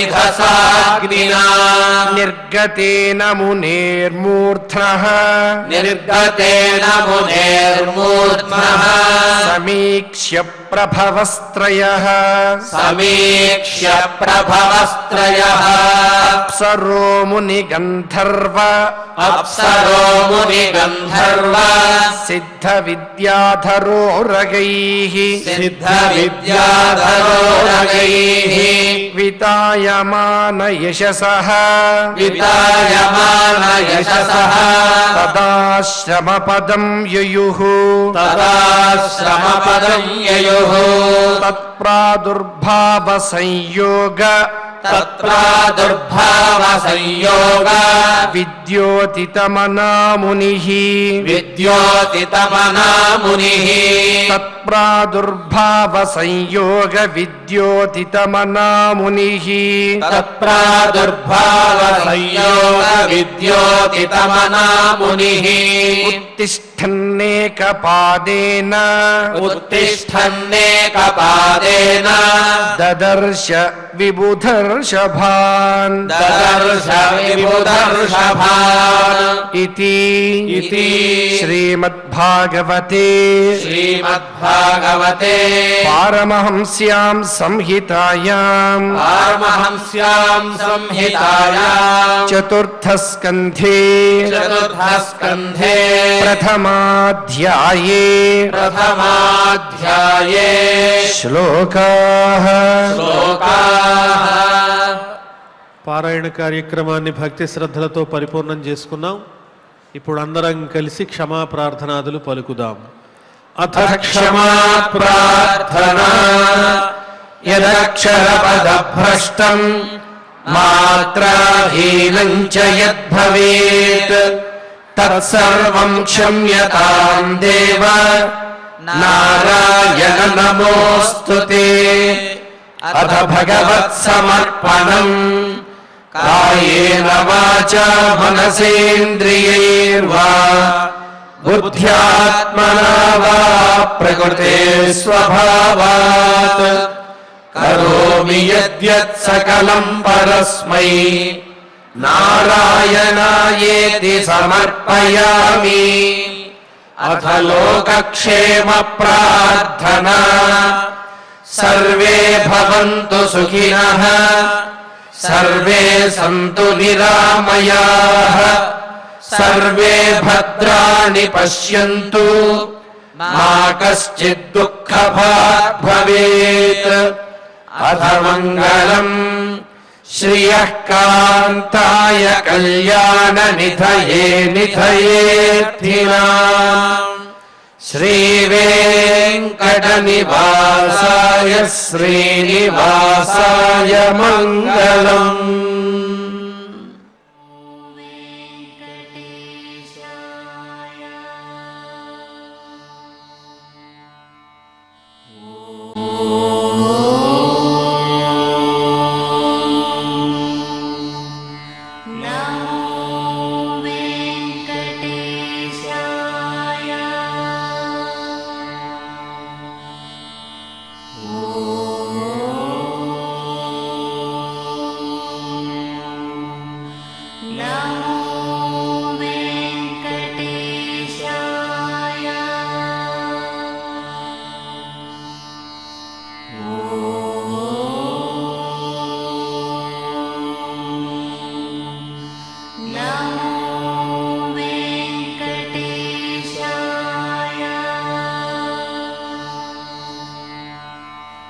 Oh